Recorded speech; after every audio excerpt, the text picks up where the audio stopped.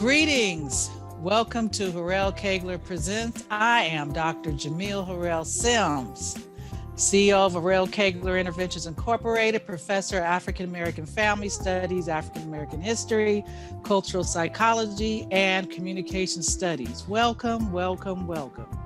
Today, we are showcasing more things that we really need to talk about. And I have some brothers today because we're talking about Black fatherhood.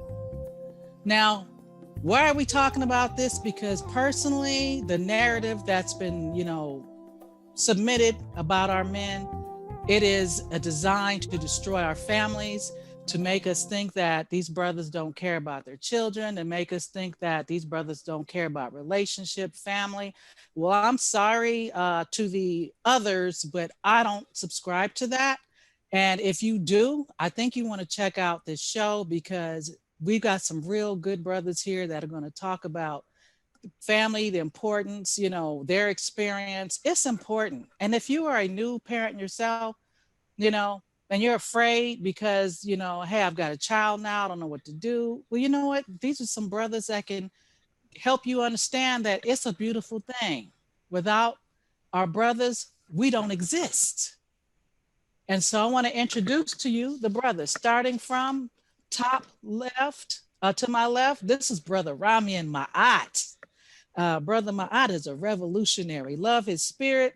He's a father of an 8-year-old child. He's a founder of the Pharaoh Project. Oakland, is that correct?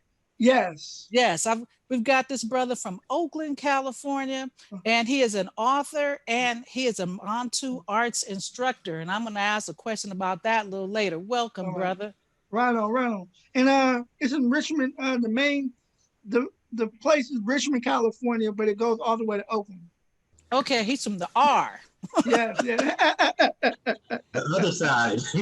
Yeah. Okay. And then, to my left, the bottom, we have from Ohio is brother Chris Enlightened. I've been on some shows with this brother right here. He's deep. He's a husband. He's a father. He is a producer and creator of Two Melanated Minds. He has he's an author of 5 books. He's got Poverty Consciousness. He's got Wealth Consciousness, Dissolving Our Limitations, Consciousness Equals Choice. And you have The Intellectual Truth. And he has another YouTube channel, and that is The Enlightened Journey. The Enlightened Journey. Check this brother out. Welcome again, Chris. Greetings. Right. Glad to be here. Okay. And then now we have below me, if that's how it shows up, this brother right here, he surprised me because in our yearly Kwanzaa Vision Board workshop, this is a tall brother. He showed up and he wasn't even local. And this brother is Xavier Jefferson. He's a multi-talented, he's an engineer. He's a musician, life coach, yoga instructor. He comes from LA. He has a mission to promote healing trauma as the basis for growing as individuals, families, and communities. And he has 2 Facebook groups with over 5,000 group members in total to help that message. Welcome, Xavier. Thank you. Glad to be here. Namaste. So let's get it started. So I want to start with Brother Ramian. You have the most beautiful little boy. And I want to first, I want to know, what is Montu? Montu is an African art. It's the beginning of martial arts. So before the word martial arts, there was Montu arts, which came straight out of Kemet.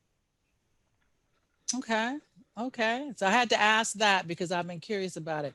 But tell me what your journey as a father has been like.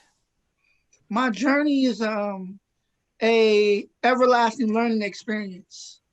It's a lot of learning, a lot of struggles in it, but it's a great journey.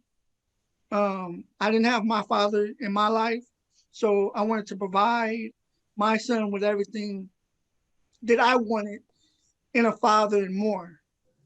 So that's my goal. And in 2015, I was in a coma for 6 days, and when I woke up, my goal was to take every moment as a teaching moment, take it a step further, because I always let my child know that I'm not promised tomorrow that I can be gone. So, he gets frustrated about the lectures, and he was like, "I'm not old enough yet. I'm not a teenager." But I think it's important to teach at those moments, because we're not promised tomorrow. So I want him to remember that I was always trying to educate him and empower him and tell him to keep going forward. That's beautiful. And as you were speaking, I started to think about one thing that I do need to do. Uh, a very good brother, my cousin, Benjamin Harrell, a father. Uh, Mhm. we lost him this summer. And Oh, I sorry. want to dedicate this session to Ben, who loved Yes. his son so much that when we talked, everything we talked about had to do with empowering his son. So Yes. Ben, may you rest in Uhuru, Ashe. Ashe. Uh, and so Chris, Rami, and that's some serious stuff you just said. Right. Realizing, especially now during the Rona, we're not promised tomorrow. Yes. So the So true. time that we spend with our children is important. Very important. Yes. Mm. So Chris, you have an interesting, story. Please share with us about, you growing up and then what fatherhood means to you. In my community, I lived in the inner cities of Cincinnati, Ohio, and nobody's dad was around. I mean, thousands of people, if their dad was around, they had some type of, unfortunately, some type of mental or social illness, where they were Mm. either an alcoholic, a drug abuser, or a physical abuser, or a mental abuser. But no one had their father around. So I grew up with a blank slate on what a man should be. And my mother had 28 brothers and sisters, and some was doing well, some Wow. wasn't. So I was able to get the whole gambit of what a man should be, what they shouldn't be, and what they should be. And when I became a father, I told myself that I'm going to give my daughter, like you, Rahman, I'm going to give my daughter everything that wasn't given to me, everything that I wanted out of life, everything that I felt as if I needed. I was going to be that for my daughter. And I was just that, never missed anything. She never heard me scream at her mom. She never heard me and her mom argue. I realized that being a father is embracing challenges so you can evolve as a better human, as a better spiritual being, father, brother, lover, whatever. And that's one thing that I've implored within myself, to be just a better person.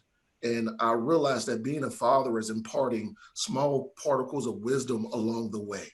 They're not going to hear you now, but they'll hear you later.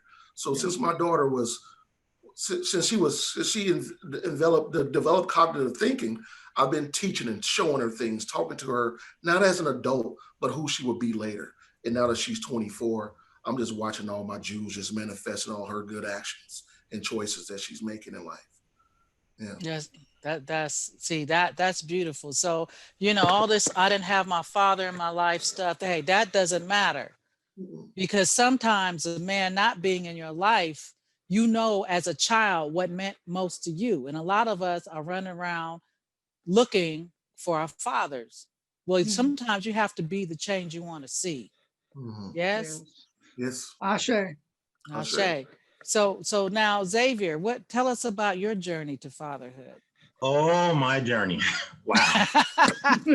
So, I just straight up, I'm the product of two families with challenges on both sides and come together. And, I just kind of have come to the conclusion, if you don't put your intent on making changes in those challenges, you end up with, even more of those challenges. So, my parents, I have my father around. My parents didn't live together. Um, and I would say probably my view on manhood and fatherhood was based out of ear hustling conversations from the women around in my life, the aunties, and not so much my mom, but the aunties and the grandma and this friend and that friend. And, these no good so-and-sos and they this, and, they don't do this and they don't do that. And, where they at. And so I think, me moving into fatherhood, I think I had a long list of a whole bunch of not do's and not be's, and a much, much shorter list of what to be. And I didn't really pivot from the don't be to the to be until, after I'd been a father for some years. I kind of get the perspective, nobody's perfect, but what we as fathers have to do is basically be in a position where we are planting seeds in our own lives as examples for our children. It's not necessarily go teach this, but do the opposite, because they're going to follow what you do and not what you say. So I'm kind of dedicating in my own life just to be that seed more than just a soapbox, because that's going to be the most effective way for me to do my thing. That's right. What I got. Well, I can appreciate, everybody has a different perspective of what a family looks like. My parents have been married 68 years. Wow. They're in their approaching late 80s, and they've been together since my mom was still in high school, 17. Wow.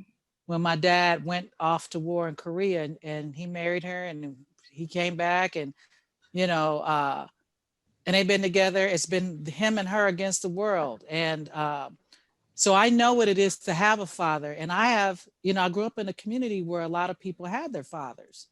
But then I've met, as I've gotten older, people who didn't. And when I say that my parents are still together, I've had some resentment, like, oh, that doesn't happen. That's not real.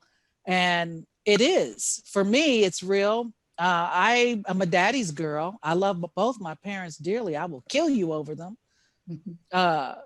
But I think, one of the things that I think, sisters, don't come for me. But I think that often, our first love is our father.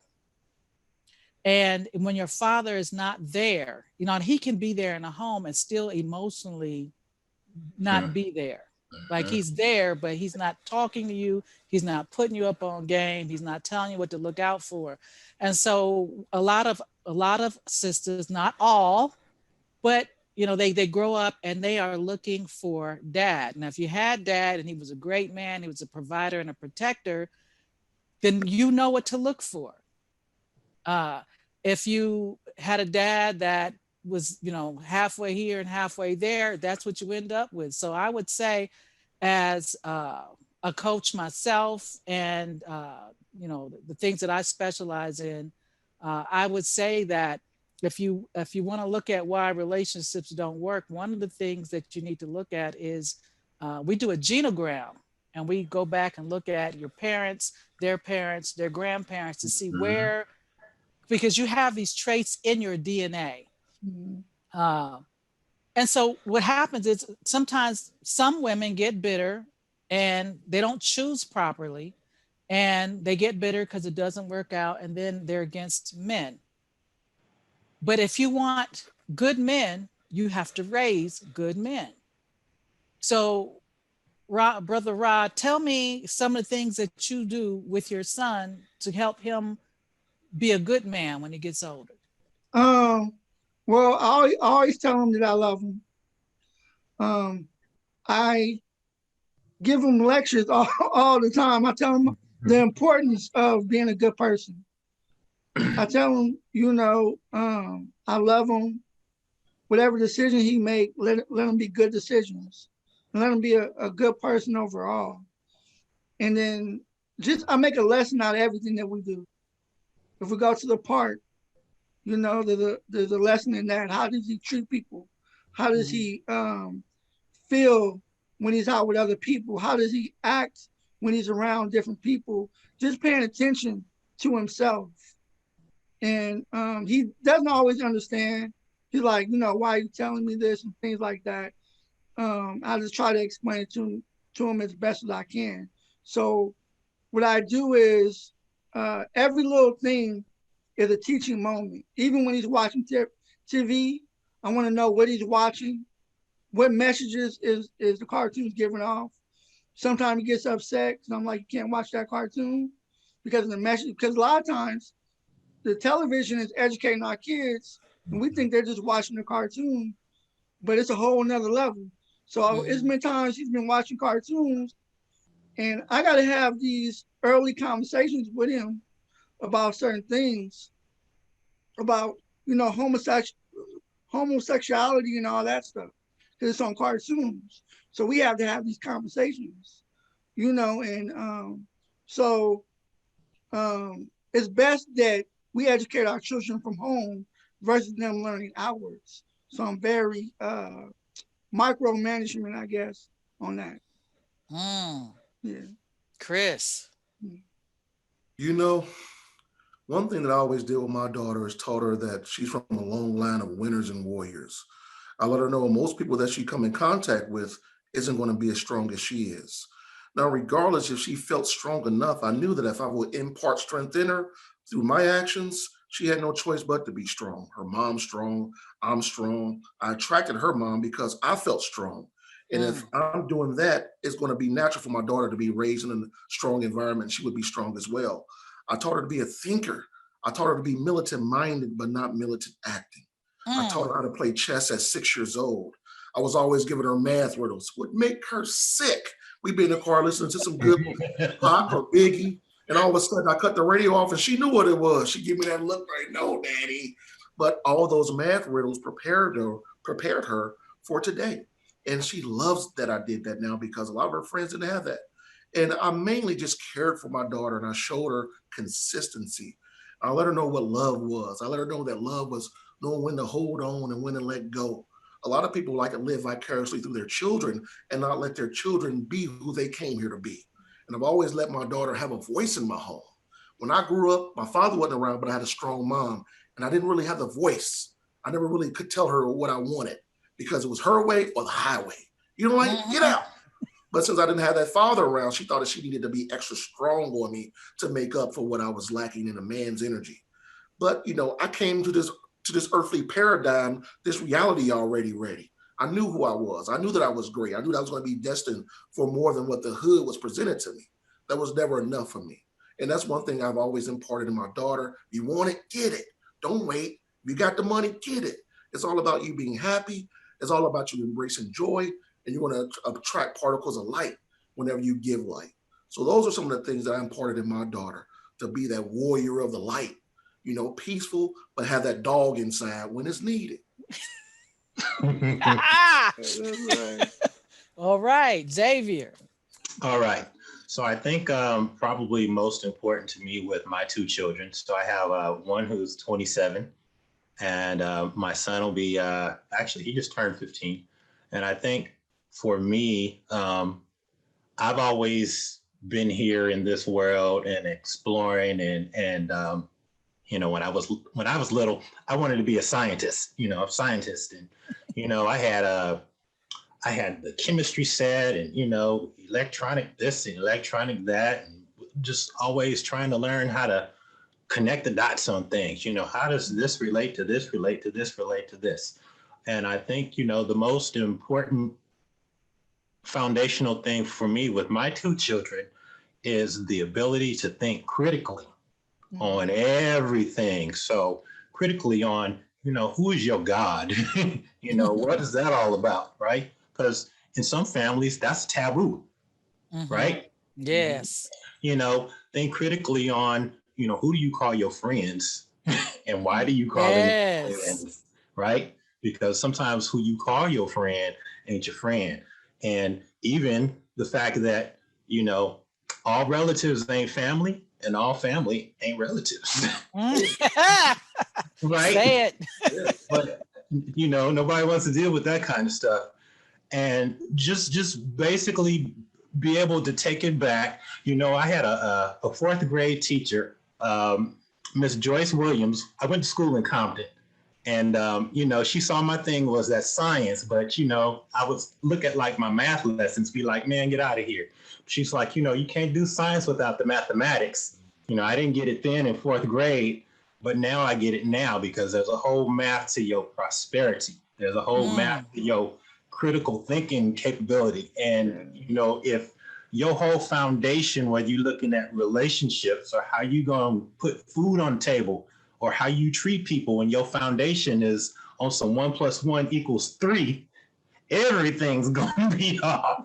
So we gotta get back to the foundational mathematics of how all these things work, whether you know you looking in the realm of family or legality or your identity, and break it down to the nth and let go of what you don't need and put in what you do and roll with it. Yes, yes. There's some wisdom coming through here. Some big wisdom. See, sometimes we don't want to listen because we create our own roadblocks. And what we tend to not understand is the roadblock that you create for yourself is a roadblock that you create for your child. You know, I am a retired probation officer, and I got into that I wasn't interested in locking anybody up. In fact, I didn't even know what a probation officer was until I applied for it. But I did that because I feel that everything that happens in your life is not for you. It's for someone else. You have to learn the lesson or have the experience so that you can help someone else through. So I ended up having an experience that I saw the inequities and the injustice up close and personal. So I became a probation officer. And my goal in becoming a probation officer had nothing to do with law and order. It had everything to do with equity and equality, injustice, not injustice, but our justice. In other words, making sure that those of us who come through have the same ability to defend ourselves as anyone else. And I saw a lot of, I did most of my time in juvenile. And most of those kids didn't have a father in the home. Those who had a father, he wasn't being a father. The mothers were not being responsible, or they were overwhelmed with not knowing what to do with this child. Because now I have sons and I have daughters. The one thing I understand about my sons is you're a natural warrior. You're a natural warrior. It's natural for you to get 12, 13 and feel yourself and want to, take control of something. And that is natural. The thing is that when a child gets to that point, and particularly a male gets to that point, these are my thoughts, and I want you all to chime in, and I'm not going to call anybody, just chime in. My thoughts are when a male child gets to be 12, 13 years old, us mothers, they say we raise our daughters and we love our sons, but we got to take our hands off some. And that's the time when the father needs to come in, because that's a critical time. That's my thoughts. Even if you don't like him, you're mad at him, he didn't pay his child support for the last 3 months. It's not about the child support. It's about the child. And this is when they need that man the most, because if they don't get him during those times of development, now you have the man that you complain about when you're older that doesn't know how to be a man. What are your thoughts? I feel as if the adult portion of your soul enters the body during puberty. And when I was 13, my mom worked 2 jobs. She was always at work. So my great aunt was like my grandmama. She raised my mama, and she also helped raise me. And she was slightly abusive. People would call abusive. She was just a strong disciplinarian. If someone did something wrong in the house, everyone got a whooping. It wasn't, oh, you did wrong, you get a whooping. Everyone got a whooping because we were there. And I was 13, and she was hitting me on some drunk stuff. And I grabbed both her arms and said, you know what? You're not hitting me no more. And she looked at me and said, well, you got to get out. I packed my stuff and I left. And that was the first time that I really stood up for myself.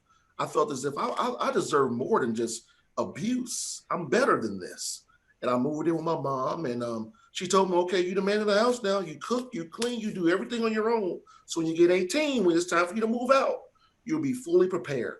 And from the age of 13 until I was 18, when she finally kicked me out, she prepared me. You know what I mean? I think a lot of young men don't get on the path of preparation, and they think that the age dictates when manhood begins. I think if you need to start giving your little 8-year-old, 7-year-old son man duties, so they'll be accustomed to doing manly things. So it won't just be this number that's controlling their actions. They'll be so used to doing manly things that it's who they are, is what they expect out of life. And I've been a grown man since I felt 13. I've been making good decisions, staying out of trouble, not selling drugs, not hanging out in the blocks late. But things happen in the hood. And when I was 17, I told my mom, if we don't move, I'm going to be dead. And I gave her so much love and sincerity and passion in my words that she struggled to get me out of there. And that's what saved my life.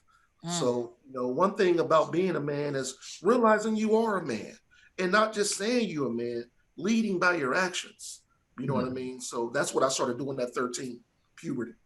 I think that communication on raising a child in the discipline area is very important, because a lot of times, with me,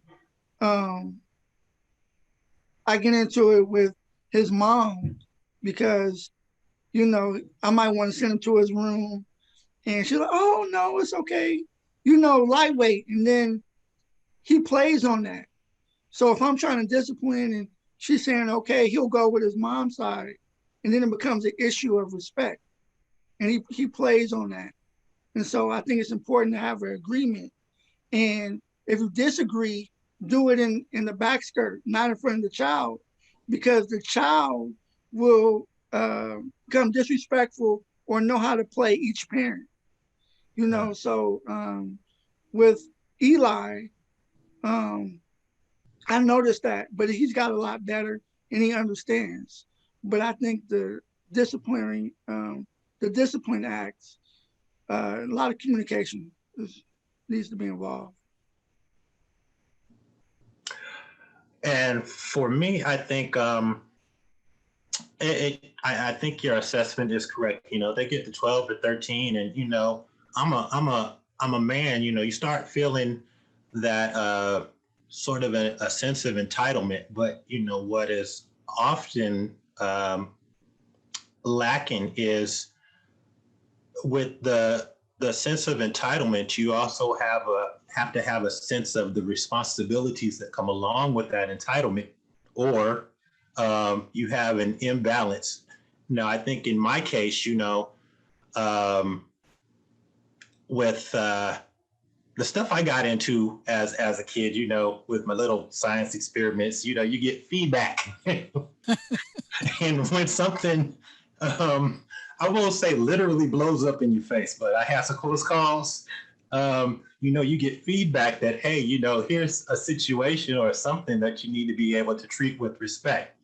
One of my own experiences was getting a summer youth job that first summer, working in downtown Los Angeles for the city, and went and got my first paycheck cashed, and some dude was on the corner with that 3-card Molly. Oh, wow. For those y'all who don't know. and you got to learn how to respect the game, because it was 1, 2, 3 and $60 out of my pocket in like 3 minutes flat out of probably about $160 check. But since it was this is harmless, I'm still in my mom's home and it's still food on the table. It didn't sting so much as if, I'd been on my own and had to deal with the same lesson. And so we have to make sure that, both our boys and girls get that opportunity to be able to respect the privileges that are bestowed upon them as they age and are able to get into, bigger situations. I really believe, at a later point, I got into Boy Scouts. And I think that was a real blessing for me to be able to go out and, kind of see the world at a different pace. And, you got to get out there and respect that nature, because nature is cool, but it will slap you upside the head. Absolutely. There, and there's layers to fatherhood. There's layers to raising, boys and girls, girls in particular in that age group. While the boys are like, hey, the testosterone, my voice is getting deeper. I'm starting to think different. I'm starting to notice the girls. The girls are like, we kind of develop earlier. And so now we become very obsessed with our looks and acceptance, and we have these other things. We have these isms. We have colorism in our community really bad, and we have you know capitalism. We become very, like, we want the latest this and the latest that. And the difference in the gender and how they see things during that age group, that's important as well. I mean, the girls may need, will always need their mother to teach them how to be a woman, how to cook, how to things. There's nothing wrong with learning how to sew. I don't know anybody that knows how to sew. I know how to hem. That's it. I don't know anybody that knows how. See, brothers know how to sew. I don't know how to sew, but I can cook and I can clean. And I know, I'm a herbalist, so you get sick. And my mom was a retired nurse practitioner, so we didn't go to the doctor. We got sick, mom. Okay, we're gonna do this, this, and that. So I do that. You sick? I'm putting you on this, this, and this. And so those are the things that we are the nurses and the nurturers and the teachers. I had, my oldest son, shout out, my oldest son, he was out there, he was in the nation. He was out there selling bean pies with the brothers, getting that word and getting that knowledge, and being around the brothers over there, Temple 27, shout out. We gave them two perspectives, and so with my, by the time I had my daughter, it was all about, okay, this is a different ball game. I know about boys. I'm the only girl, pretty much. So I know about boys. I don't know about girls. So now I had to learn how to comb a little girl's hair. And now I found myself becoming my mother. Keep your skirt down. Close your legs, do this, do that.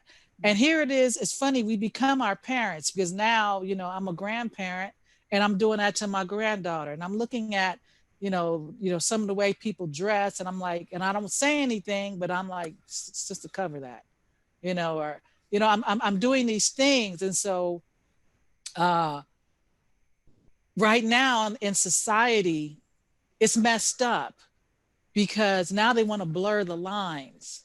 Now it's like, do whatever you want without consequence. How do you father in a time like this? Just with the digital stuff, I say micromanage everything. TV, what they're doing on the tablet, what they're watching on YouTube. I think it's all critical. Even what they're doing in the school. I remember at my son's school, they didn't even have an English curriculum, and that was a big problem. And so it's like we have to go into classrooms and everything. Just pay attention. No English curriculum? Yeah, and we had a big meeting, and she was talking about she's just now creating the English curriculum, and she didn't even give us it was a whole mess, but they didn't even apologize for it or anything. So we ended up getting a lawyer and everything, but we ended up getting them out of school, and we ended up getting them one-on-one tutors and getting them caught up and things like that. But if we don't pay attention to what's happening to our children, at home and in the schools and public, then we can easily lose them. I think a lot of parents spend too much time on worrying about their kids' needs and not worried about their mental needs. Mm-hmm. I knew when my daughter was in the third grade, she told me that they didn't teach her how to tell time on an analog clock, that there was a problem. There was a big disconnect between when I was in school and when she was in school. So I looked at school like daycare mainly, but I put my daughter through the rigmarole as far as education. Let her know about who our people was before slavery when we were doing good, not when we were at our the lowest point, but when we were at our highest point. And I instilled that in her so she would know that she comes from a long line of greatness. Another thing that I've always did with my daughter was just have deep conversations with her. I would ponder, I ask her to think hypothetically, like, what do you feel about this? Well, how do you feel about this? You know, I feel this way, but how do you feel? I've always allowed her to have a voice. If I felt as if she's done something wrong, I'll let her know, this is what I think you did wrong. Okay, now tell me why you did that. And then I was like, okay, I understand where you're coming from. Okay, well, this is where I'm coming from as an adult mind. This is why you shouldn't do that. So I just didn't tell her what to do. I gave her parameters on why I feel as if you shouldn't do that again. Because one thing about children that I know that to be true is they're going to do what they're going to do. They're going to do what they're going to do. I try to lock my daughter down, take her phone away. She's going to do what she's going to do. So all I have to do was instill in her what I felt as if she needed to be the best person she could be. And just watch now that she's 24, she'll be 25 in June. I just sit back and watch her make all these good decisions. And when you work hard in the beginning, later on in life, you could just coast. I see a lot of parents in their 50s and 60s still coddling their children, and their children see them as a safety net. I let my daughter know, when you move out, the safety net is gone. I'm going to always be here for you, but those challenges are going to help. What's going to help you evolve into the woman that you're destined to be. The one thing about my daughter, I let her do her. I never told her, hey, you need to go to college because everyone else is going to college. What do you want to do? Daddy, I've always liked cars. I want to sell cars. Now she's making $80,000, $90,000 a year doing what she loves to do. So one thing I'm imploring a lot of parents listening to this now, in the future, or in the past, allow your children to have their own voice. Allow them to step into their own lane. They came here for a reason to do what they needed to do. Let them do it. Stop trying to live vicariously through your children's actions. Mm, mm, mm, mm, mm. I get on the subject of just like values with my children. For example, with my daughter, let's just say we went by, there was a Fridays on the west side of LA, and we drive by like on a Saturday night, and there's a long line of people. This was like the party place. I don't know if that's changed, but the Fridays thing. And so I point out to my daughter, you see those ladies in the line there, and it's like November, December. And you see the little hoochie mama skirts that they're wearing? That's what you call a cold fool. And you have to weigh the utility of standing out in the line, freezing your behind off, trying to be cute, versus being reasonable and protecting yourself. And it's been a lot of little lessons like that I have with my children, and kind of go out and show them, when you talk about other communities, not just our own, and what they value, what are some of the obvious things that you can see that go on in their community versus our community. So, for example, you walk into a grocery store in community A, and they've got the security devices at all of the entrances. So, you sneak something out of there, beep, beep, beep, right? And you go into certain other communities, that's not there. Why could that be, right? You go into community A, and on the corner, you can see check cashing places and payroll loan places, right? What's that all about? Is that telling you that maybe people aren't responsible enough with their money to be able to go into a bank and use the services of a bank, right? That all traces back down to, you trying to get something for nothing sometimes. Or community B don't have any of that. Or community C, you go in and community C, and on the corner you see, they have an office of Charles Schwab or TD Ameritrade, or the stock brokerages, and you're not gonna find those in the same community that you find check cashing places in. And It's liquor just stores. and liquor stores, because they are diametrically opposed as far as the value that you are operating off of. Now that's real talk. You know, my dad was really hard on me, and I could not appreciate that till I got older. I'm like, I'm a girl. Why are you so hard? And he told me that this world is going to change, and he didn't want me. He said, you're either going to swim or sink, and I need you to swim. And Mm. so for my 14th birthday, this is what I got for my 14th birthday present. My dad put me in the car. He said, I'm taking you to your birthday present. Guess what it was? He drove me to Watts. He took me to 103rd and Central. Ooh. He drove me all around there. I'm scared. I'm from Inglewood. I'm from the, I know Ladera Heights. I know Baldwin Hills. I don't know.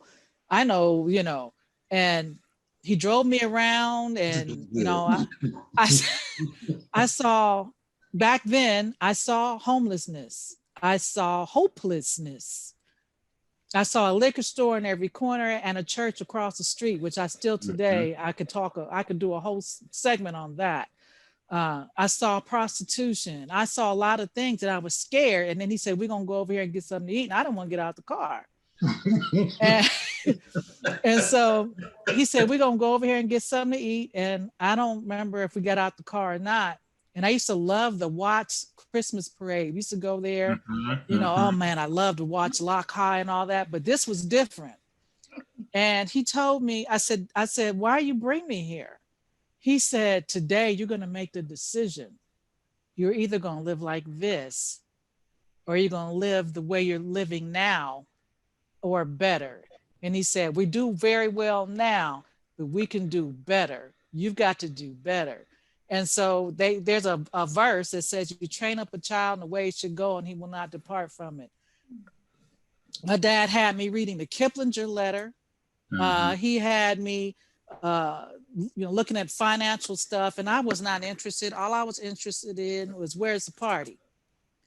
And I'm not going to sit here and tell you I didn't go to the club, because some of y'all know you went with me.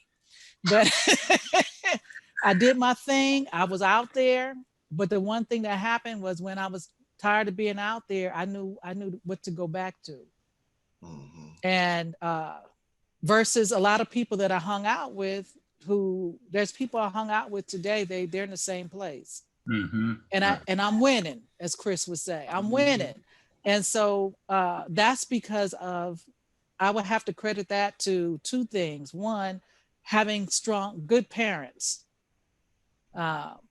Two, the neighborhood raised me. The community raised me. Mrs. Red catch me doing something before I got home. My mama knew. She called my mama, Miss so-and-so. I had Mr. and Mrs. Horn next door. I call them grandma and grandpa. I would get the lectures. If I didn't hear it from my parents, I heard it from someone else. I could be cussing 3 blocks away, the phone. Next thing I know, I get home, getting my butt kicked. So we don't have those communities anymore. How can we, and without our brothers, we don't have a community. Without our brothers, we don't have it. Women, we can't, we are doing some things, but we are nothing without you. Our children are nothing without you. And we, sisters, we chose who we have children by. The men don't choose us, we do. We choose them. We choose. You have to be careful who you choose, because that child is going through DNA, spiritually, whatever that man is, the good and the bad, is going to come into that child. You have to really think beyond how fine he is, what he drives, how much money he makes. Because I met a lot of professional people who are no good at all. So you can't judge a person by that. A community consists, now we don't, some of us, like Richmond, I know you all still have a community. Ohio, you may have a community. Inglewood is still a community, but we're so spread out in Southern California. Mm-hmm. Our communities all over. So how do we bridge that gap of not having, a real community and us being spread out? How do we do that so that our children get the benefit of the extended family, which is the African tradition? You know me, what I do, and it's going to be really challenging trying to get a community together because the community's consciousness and the mindset is dispersed on so many different ways, and it's hard to bring the collective together collectively like that these days in a physical setting. But what you can do is through like my YouTube page, I try to impart a lot of the information and the spiritual gifts that I have onto other people through my light and my experiences just by teaching them and showing them. And what I've realized in this day and age, your light is going to attract your tribe. Whatever type of vibe that you're on is going to attract the people that you want around you. Unfortunately, we're not all in communities where everyone we live by we like. It just Mm. doesn't work like that. So what I do through my martial arts, I don't teach people how to defend themselves. Not only I teach them how to respect themselves and how to love other people too. I teach them to walk away from violence. When your back's against the wall, then you express yourself. But through my martial arts, anytime I'm in my consultations, mainly my books, I teach people how to allow their intent to modify future probabilities of success. No matter what it is that you're doing, if you intend to win, you're going to win eventually. So one thing that I do to get that community consciousness going is creating small pockets of light around intermittently in different places in hopes that it spreads and then it consumes everyone else around them. And that's what I do. When I walk into a room, my energy's on 10, my energy's on 100, and I force people to meet me where I'm at. If they can't meet me with all this light, joy, and winning energy, they're going to shut up because I'm going to devour them. And that's what I like to do, devour people with my energy and my light. And I think that's one way to create this collective consciousness that we need to help our people win. Devouring people with love and joy, not with hate, anger. That's fear. That's fear. But when you compel people to want to win too, like what is he doing to feel this good? This is what I'm doing to feel this good. I'm giving, I'm loving, I'm sharing, I'm winning. When you find people like that, it makes you want that too. Every human has the discernment between what's good and what's bad. And they can feel when something's real.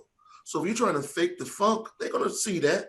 But when you're just being authentically yourself, wherever you are, just be that. And you're going to attract other people who want that in their lives too. Mm. I say. Mm. I I say. sure. Yes. What you got to add to that, Brother Ra? Um, that was very, very well put. Um, for me, I would say it's important for me when I connect with the community. Well, I say for us as males, connecting with the community and working together, I notice a lot of the interference is the male ego. Like we'll come together, and then sometimes uh, the ego gets in the way, you know. So I think it's important we come together, drop our egos and our differences, and work together and build together for the common goal. And I noticed that um, working with the youth, they need us. They need us to reach back. So when we come out the hood or our communities, it's important that we go back to our communities and reach back like those people that reached for us. You know, we have people that weren't our dads and fathers that were great for us. We need to be those people too. We got to reach back. I had a group of kids. We were on a field trip. They were on a field project. They were in the back seat arguing about whose dad been in jail the longest, right? Like it was a good Mm. thing, you know? And it was like, that was, you know, the image that that they wanted to portray.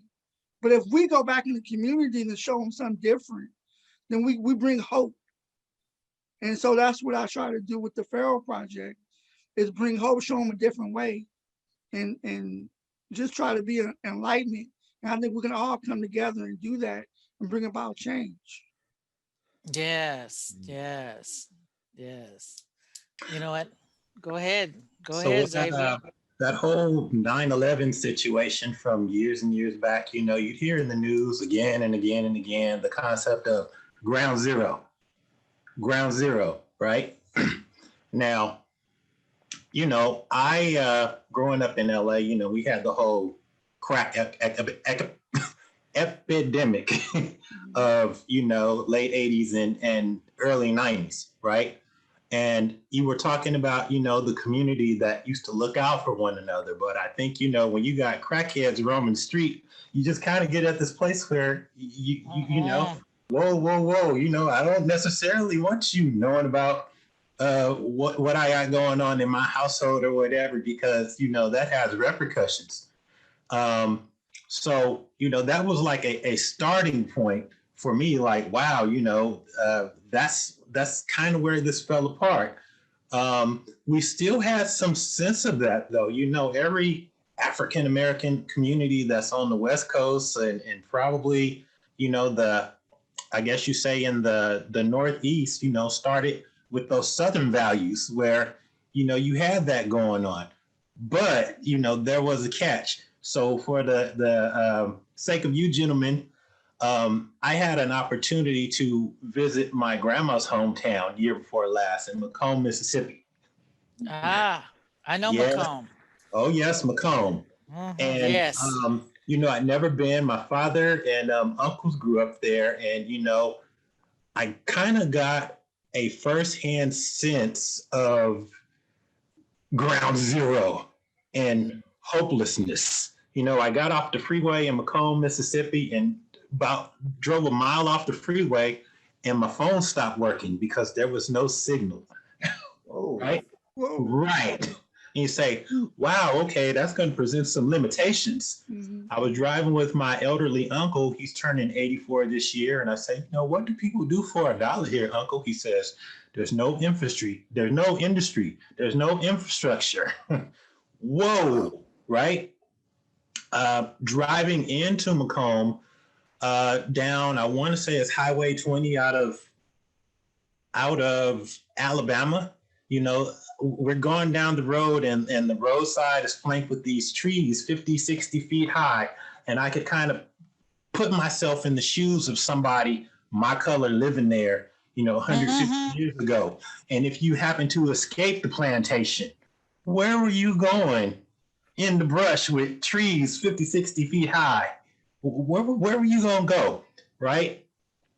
And, my one day in Macomb, I just kind of got to understand the despair of, what was once a very racially charged community. My grandma's last name is Felder. We going down the main street and I see Felder Insurance Company and Felder this and Felder that. But that's white people. And going, whoa, wait a minute, grandma never talked about this, right? And realizing that, in my father's day, growing up there and my grandfather's day, pretty much, the only option for healing and reconciliation was to run to the liquor store because you weren't given much else, and if you did have a beef with, the guy across the street, and you could run to the church house. Well, the guy at the church house is the same color as you. So he ain't got a whole lot more pull than you do either. And I imagined, what if, I'm a yoga enthusiast. What if we had some yoga in Macomb? What if we had, something like life coaching, like what you doing, Chris, or what you doing in the community where you present some options for healing. And then, another thing that we do as color folks is we get on this notion that everything that we do has to be blackety black, keep it black and keep it whatever. But, we have other communities of indigenous people who are thriving in America. You know what? Go across the street and see what they're doing and peep game. Because if they winning and you losing, you have two choices. Go over there and be a friend, share the apple pie, or sit where you are and cross your arms and be mad and stay where you at. So we have to get into a position where we open up to new things that were not available in our communities, and get off the idea that, everything has to be self-contained, because that ain't working. Mm-hmm. Well, I would say this. I know Macomb, and you were on the Jefferson Davis Highway. When that situation happened in Charlottesville, myself, my sister, Dr. Kagler, and her husband, we were on the road from Atlanta to Macomb. And we did not know what was going on until I called my dad. He said, "You see what's going on?" I said, "Well, we got a military man in the car. We good." He said, "They hang them too." Yes. So my dad's from Selma, Alabama. And Selma doesn't even to this day. I mean, I was in Selma for a family reunion, I believe in 18. They don't have public transportation. Wow. They still had homes on Wow. those stilts. I saw people with no shoes on, with sofas on the front porch. It looked like slave quarters. I went to the Confederate cemetery, and as soon as I got there, I got bit up. It's like they don't even want you looking over there. And there was Mm. an experience that I don't know why anybody would. Uh, and the only store they had, they just got a Walmart. So that's the big thing, Walmart. So there's a lot of us. We are all privileged. Yes. We really are privileged. There's privilege.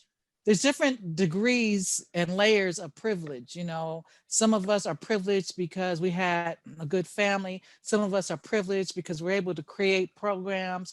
Some of us are privileged as far as our finances, or spiritually privileged. Everyone has some type of privilege. But what I would say is, if there's one privilege that we all should have, and if we don't have it, then there are ways to get someone involved to help create it.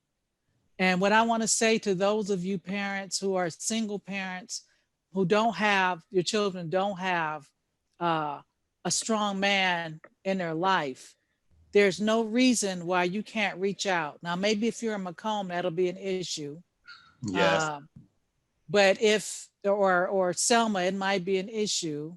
But there are people who have mentoring groups like the Farrell Project. They'll mentor your children, and yes, we have to be careful who's mentoring our children, because we have pedophiles out here. But each one has to teach one. And yes, I agree with you, Xavier. I mean, some of the information that I have that I'm using to do what I do came from outside my community.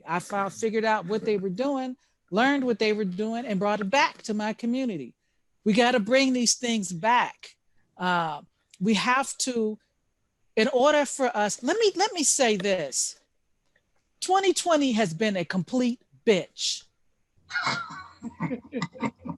People have died, people are sick, people have lost their livelihoods. Right now, we're currently on a 3-week curfew, 10 p.m. lockdown. Our life as we knew it changed overnight. And I'm not going to get into politics. It changed overnight. If we don't open up and pay attention, if we don't stop being beside yourself and seek what we have now, we will not make it in 2021. To win, it's like playing chess. You got to know what moves. You're going to have to move differently. Insanity is doing the same thing over and over and expecting a different result.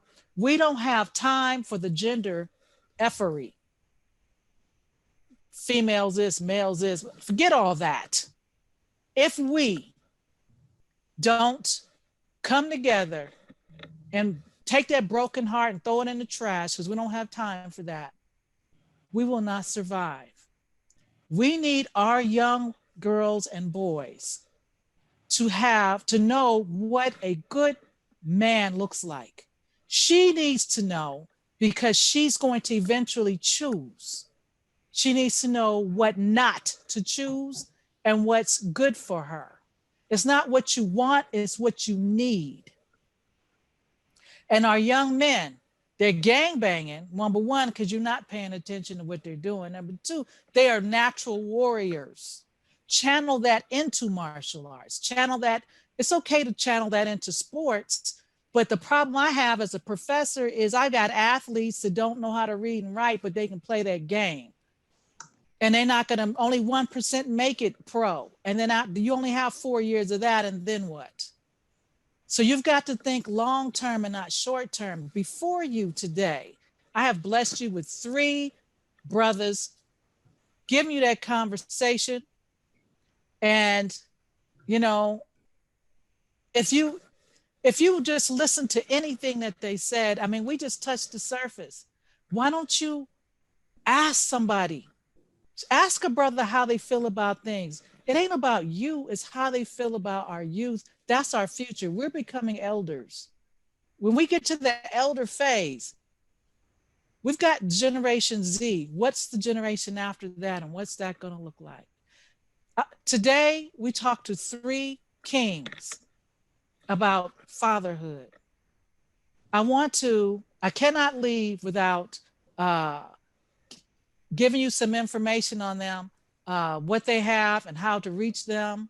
Let's start with Ma'at. Can you give us information on Montu University, the FEL project, how people can reach you in the Richmond area? Yes, you can look up, Google the Farrell Project. You can reach me at 760-641-5553. My email is rmaat.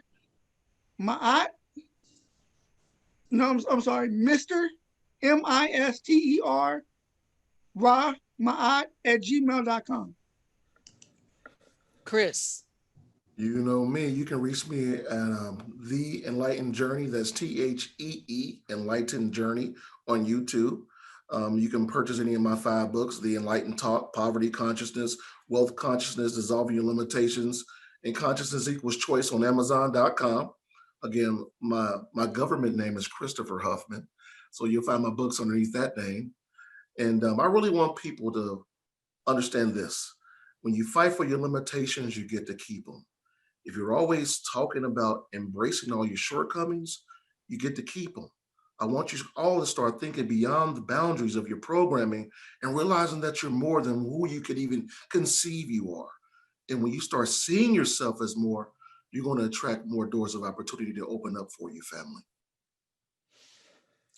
Xavier. And here I am. All right. So you can reach me through my website, which is selflove.tools, or I'm on Facebook as me, Xavier Jefferson. And my email address is x.r.jefferson@gmail.com. So there you have it, 3 brothers. And I am Dr. Jamil Harrell Sims, affectionately known as Dr. J. You can go to hkinterventions.org to reach me, or drjholistic@gmail.com. I want to tell you that, what we're doing here is because it needs to be done. Please always stay tuned. Please press that like button, subscribe, push the bell if you want to be notified when we have another show. This has been awesome. And again, forever forward, never backward. Ashe. Ashe, peace and blessings. Winning.